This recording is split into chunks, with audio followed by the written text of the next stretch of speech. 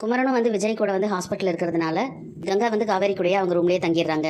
2 பேரும் பழைய கதையெல்லாம் பேசிக்கிட்டு இருக்காங்க. அப்போ காவேரி இருந்துட்டு ஆரம்பத்திலேயே வந்து எங்கள் 2 பேத்துக்கு பிடிக்காதுன்னு சொன்னேன்ல, அப்போவே வந்து அவரை பற்றி யாராவது ஏதாவது சொன்னாங்கன்னா எனக்கு அப்படியே சுருன்னு கோவம் வந்துடும்.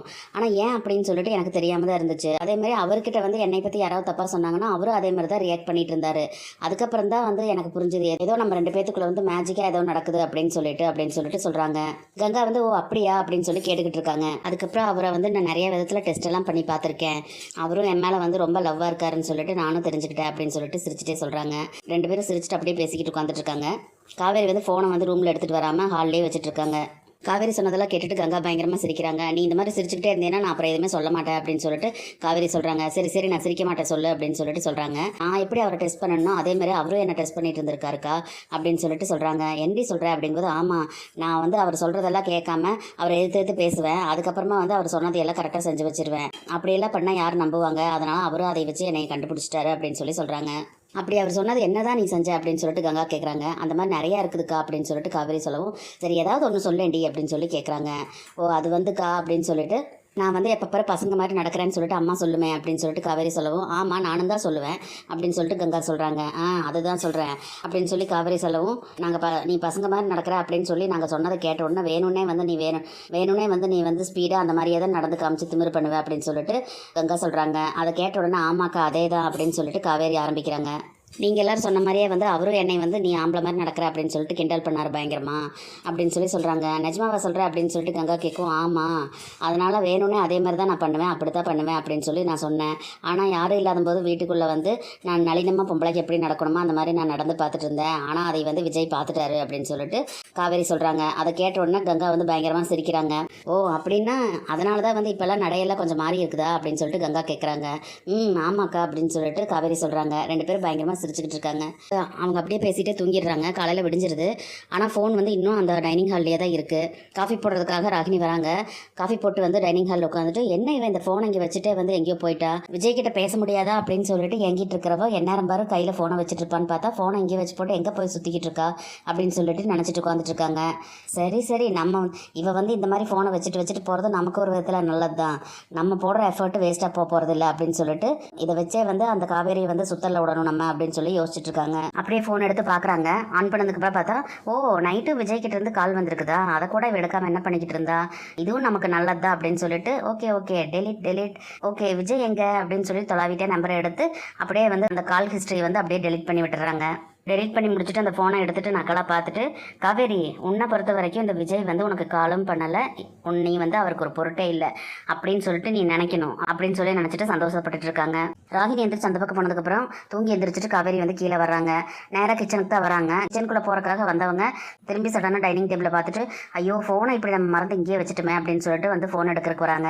கண்டிப்பாக ஒரு நைட்டு கால் பண்ணியிருப்பாரு அப்படின்னு சொல்லிட்டு அதை ஆசையாக பார்க்குறக்காக ஃபோன் எடுக்கிறாங்க. எடுத்து பார்த்தா எந்த காலுமே வந்தது தெரியல. அதை பார்த்தோன்னா காவேரி முகம் வந்து அப்படியே வாடி போயிருது. அதை வந்து ஊஞ்சலில் உட்காந்து காஃபி குடிச்சிக்கிட்டே ராகினி வந்து ரசிச்சுட்டு இருக்காங்க. அப்போ மேலே இருந்து கங்காவும் கீழே இறங்கி வராங்க. பார்த்த ராகினி வந்து ஓ இவங்க அக்காவும் இங்கே தான் இருக்கிறாளா, தங்கச்சிக்காரி வந்து குழப்பத்தில் இருப்பா அப்படின்னு சொல்லிட்டு அவளுக்கு காவலுக்கு வேண்டி இங்கேயே தங்கிட்டாளா அப்படின்னு சொல்லி நினச்சிக்கிட்டே வந்து காஃபி குடிச்சிட்டு அப்படியே அவங்க 2 பேர்த்த நோட்டம் விட்டுட்டு இருக்காங்க. கீழே இறங்கி வந்த கங்கா வந்து காவேரி பார்த்துட்டு என்ன காவேரி விஜய் இது ஃபோன் பண்ணாரா அப்படின்னு சொல்லிட்டு கேட்குறாங்க. காவேரி வந்து உடனே அப்படியே தயங்கிட்டு ஆமாக்கா அவர் ஃபோன் பண்ணியிருக்காரு, நம்ம தூங்கிட்டோம்ல, இப்போ தான் அவர்கிட்ட பேசினேன், ஒன்றும் பிரச்சனை இல்லையாமா அப்படின்னு சொல்கிறாங்க. அதை கேட்ட உடனே சரி ஓகே எனக்கு இப்போ தான் நிம்மதியாக இருக்குது, சரி கொஞ்சம் வேலை இருக்குது நான் வீட்டுக்கு போகிறேன் அப்படின்னு சொல்லிட்டு கங்கா வந்து கீழே இறங்கி போயிடுறாங்க. காஃபி குடிச்சிட்டு உட்காந்துட்டு இருந்த ராகினி வந்து அப்படியே நக்கலாக காவேரி பக்கத்தில் வந்துட்டு என்ன காவேரி பயங்கரமாக பொய்யெல்லாம் சொல்லி பழகிட்ட போல இருக்குது அப்படின்னு சொல்லிட்டு கேட்குறாங்க. இங்கே பாரு உனக்கு இவ்வளோதான் மரியாதை, உன் வேலை என்னமோ அதை பாரு அப்படின்னு சொல்லிட்டு காவேரி சொல்கிறாங்க. விஜய் வந்து உனக்கு ஃபோன் பண்ணல அப்படின்னாலும் அதெல்லாம் வெளியே காமிச்சிக்காம மனசுக்குள்ளேயே வச்சுக்கிட்டு கவலைப்பட்டுக்கணும்னு சொல்லி நீ முடிவு பண்ணிட்ட போல இருக்குது. நீ கவலைப்பட்டு இருக்கிறத பார்த்தங்காட்டிக்கு உங்கள் அக்காவை வந்து அவளோட வேலையெல்லாம் விட்டு போட்டு உங்க கூட வந்து இருக்கிறா, அவள் பொழப்பெல்லாம் கெடுதுன்னு சொல்லிட்டு புரிஞ்சு நடந்துக்கிட்ட போல இருக்குது. கவலைப்படாத, உங்கள் அக்கா கிட்ட வந்து நான் இந்த விஷயத்தையெல்லாம் சொல்ல மாட்டேன் அப்படின்னு சொல்லிட்டு அப்படியே நக்கலாக பேசிகிட்டு இருக்காங்க. என்ன நான் சொன்னது சரிதானே, am I right அப்படின்னு சொல்லிட்டு கேட்குறாங்க. காவேரி வந்து அப்படியே ராகினி பயங்கரமாக முறைச்சிக்கிட்டு இருக்காங்க. அங்கே பார்த்தீங்கன்னா கங்கா வந்து இந்த வீட்டிலேருந்து அவங்க வீட்டுக்கு போகிறாங்க. போகும்போதே வந்து அங்கே குமரன் வந்துடுறாரு. அவரை பார்த்த உடனே என்னங்க வந்துட்டீங்களா அப்படின்னு சொல்லி கேட்குறாங்க. ஆமாம் விஜய் கூட தான் இருந்தேன், சரி விடிஞ்சிருச்சுல்ல நீங்கள் போங்க நான் பார்த்துக்கிறேன் அப்படின்னு சொல்லிட்டு அவர் சொன்னார், அதனால தான் கிளம்பி வந்துட்டேன் அப்படின்னு சொல்கிறாங்க.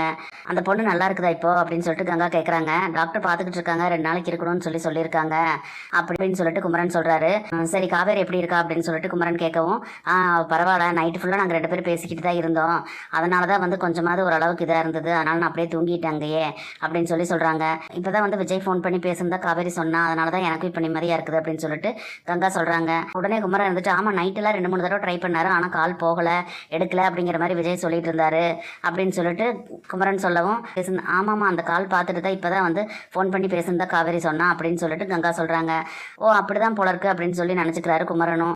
காவேரி வேற தனியாக இருக்கிறதுனால தான் வந்து நான் அவ கூடவே நைட்டு தங்கிட்டேன்னு வேற அம்மா கேட்பாங்களே, என்ன பண்ணுறது அப்படின்னு சொல்லிட்டு கங்கா சொல்லவும், நீ ஒன்றும் கவலைப்படாத கங்கா, விஜய்க்கு வந்து அவசரமாக ஹாஸ்பிட்டல்லேருந்து ஃபோன் வந்தது, அதனால தான் அவர் கிளம்பி போயிட்டாரு, அதனால காவேரி தனியாக இருப்பான்லன்னு சொல்லிட்டு நான் அங்கே இருந்துட்டேன் அப்படின்னு சொல்லி நீ சமாளிச்சிரு அப்படின்னு சொல்லிட்டு குமரன் சொல்கிறாரு. இங்கே வீட்டில் காமிக்கிறாங்க, நீங்கள் பாரு நீ ஓவராக பேசாத, நான் இப்போ தான் அவர்கிட்ட பேசினேன் அப்படின்னு சொல்லிட்டு காவேரி சொல்கிறாங்க. எதுக்கு காவேரி இந்த மாதிரியெல்லாம் அளந்து விடுற, நீ வந்து உன் புருஷன்கிட்ட பேசவே இல்லை அப்படின்னு சொல்லிட்டு எனக்கு நல்லாவே தெரியும், கூட பிறந்த உங்கள் அக்கா கிட்டேயே வந்து பொய்யை இப்படி அளந்து விட்டுக்கிட்டு இருக்க, நீ பொய் தான் சொல்கிறேங்கிறது எனக்கு நல்லாவே தெரியும் அப்படின்னு சொல்லிட்டு ராகினி சொல்கிறாங்க. உடனே காவேரிக்கு வந்து ரொம்ப கோவம் வந்துடுது. நான் வந்து அவர்கிட்ட பேசலன்னு உனக்கு நிஜமாவே தெரியுமா என்ன அப்படின்னு சொல்லிட்டு கேட்குறாங்க. எனக்கு நல்லாவே தெரியும், ஆனால் அதுக்கெல்லாம் ப்ரூஃப் எல்லாம் கேட்காது அப்படின்னு சொல்லிட்டு சொல்கிறாங்க.